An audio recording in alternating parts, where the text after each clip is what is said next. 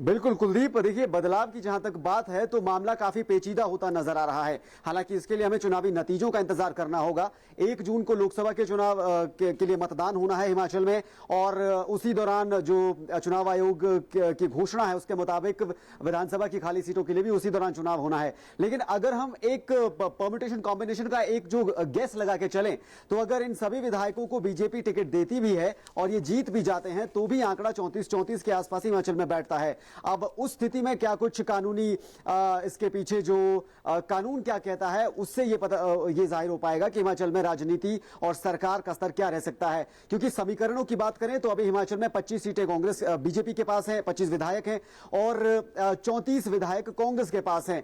6 निर्दलीय विधायक हैं, 6 बागी विधायक हैं जो अब भाजपा में जा चुके हैं और अब विधायक भी वो नहीं है, और 3 निर्दलीय विधायक थे जो कल रिजाइन कर चुके हैं। तो 9 सीटें खाली हैं। 34 अभी कांग्रेस के पास है, 25 बीजेपी के पास है, और ये 9 लोग ये डिसाइड करेंगे कि प्रदेश में कांग्रेस की सरकार रहेगी या नहीं रहेगी। अब इन 9 में से अगर 9 के 9 बीजेपी में आ जाते हैं तब भी यहां पर बहुमत किसी पार्टी को मिलता नजर नहीं आ रहा। लेकिन अगर कम या ज्यादा ये आंकड़ा होता है तो जाहिर तौर पर यहां स्थिति जो है वो सरकार बनाने के स्तर पर साफ होती नजर आएगी। लेकिन सबके लिए हमें 4 जून का इंतजार करना होगा जब इनके नतीजे आएंगे, और 3 सीटें जो खाली हैं उनके लिए उपचुनाव को लेकर चुनाव आयोग क्या कहता है उसका भी इंतजार करना होगा। क्योंकि चुनाव आयोग ने भी सिर्फ 6 सीटों पर इलेक्शन अनाउंस किए हैं, बाई इलेक्शन। 3 सीटों पर इलेक्शन कब होंगे इसको लेकर फिलहाल कुछ कहा नहीं गया है। और कानून हालांकि ये कहता है कि सीटें खाली होने के बाद 6 महीनों के अंदर अंदर उपचुनाव करवाना होता है। तो अब ये उपचुनाव इन 3 खाली सीटों पर जो निर्दलीय विधायकों की सीटें हैं इन पर चुनाव आयोग 1 जून को ही वोटिंग करवाएगा या फिर अगले 6 महीनों में अलग से इसके लिए शेड्यूल जारी होगा, उसके लिए चुनाव आयोग का इंतजार करना होगा। लेकिन फिलहाल के लिए ये 6 जो विधायक हैं, जो विधायक थे अयोग्य अब ठहराए गए हैं, जो बीजेपी में शामिल हुए हैं, इनको लेकर स्थिति अब कम से कम साफ हो गई है कि ये अब पूरी तरह से औपचारिक रूप से भाजपा में जा चुके हैं, भाजपा का दामन थाम चुके हैं। धन्यवाद धर्म प्रकाश इस तमाम जानकारी के लिए। और इस बीच दिल्ली में भाजपा के कार्यालय से हमारे साथ दूरदर्शन संवाददाता शैलेंद्र मिश्र हमारे साथ जुड़े हुए हैं।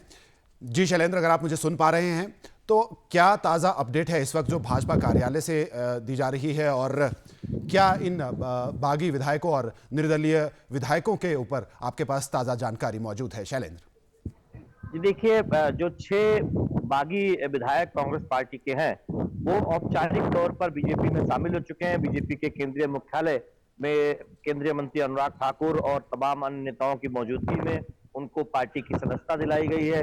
3 बागी विधायक अभी एक तरह से देखें कि अब कुल मिलाकर ये जो 9 सीटें हैं, जैसा कि हमारे सहयोगी बता रहे थे कि उनमें देखना होगा कि क्या जो 3 निर्दलीय विधायकों की सीटें उस पर भी उपचुनाव का ऐलान होगा। अगर इस लिहाज से आप देखें तो जो समीकरण बदला है उसमें हमें कह सकते हैं कि जो कांग्रेस की मौजूदा सरकार है हिमाचल में वो अब और कमजोर हुई है। संख्या बल के लिहाज से भी हम देख रहे हैं कि बहुत अब एक बहुत बड़ा बहुमत नहीं है उनके पास, एक बहुत थिन मेजॉरिटी दिखाई दे रही है। और इन 6 सीटों पर जब उपचुनाव होंगे और उसमें से कितनी सफलता भारतीय जनता पार्टी या कांग्रेस पार्टी को मिलेगी, उस लिहाज से हम देखेंगे कि अगली सरकार जो सरकार है मौजूदा उसका क्या भविष्य होगा, इस पर बहुत कुछ निर्भर करेगा। तो फिलहाल जो एक कयास लगाए जा रहे थे वो 6 के 6 बागी विधायक वो अब बीजेपी में औपचारिक तौर पर शामिल हो गए हैं, 3 निर्दलीय विधायक शामिल हो गए हैं। तो ये बीजेपी के लिए एक बहुत बड़ा एक तरह से कहें एक बल मिला है पार्टी को मजबूत करने का हिमाचल में। वही कांग्रेस को एक बहुत बड़ा झटका हमने देखा था। अभिषेक मनु सिंघवी जो चुनाव हार गए थे कांग्रेस प्रत्याशी के तौर पर हिमाचल में, और एक बड़ा झटका कांग्रेस पार्टी को लगा था कि जो अपने एक राज्यसभा उम्मीदवार को जिता नहीं पाई थी।